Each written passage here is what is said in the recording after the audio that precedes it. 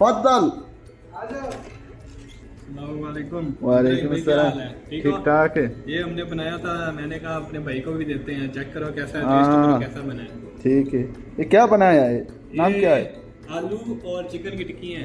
नाम है चिकन वाली टिक्की है। चिकन वाले टिक्की। चिकन वाली टिक्की। हाँ ठीक है, टेस्ट शुक्रान। करके बताना कैसी है। ठीक है।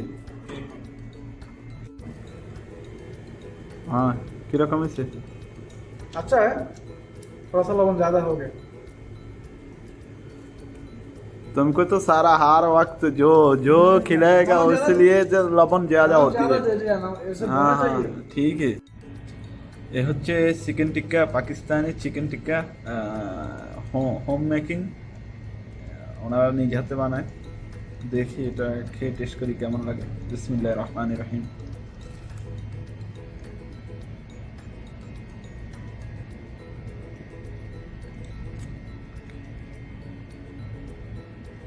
আচ্ছা জবরদস্ত বানায় বেশ, অত্যন্ত সুস্বাদু এবং খেতে অনেক স্বাদ লাগে, যা ভাষা প্রকাশ করার মতো না।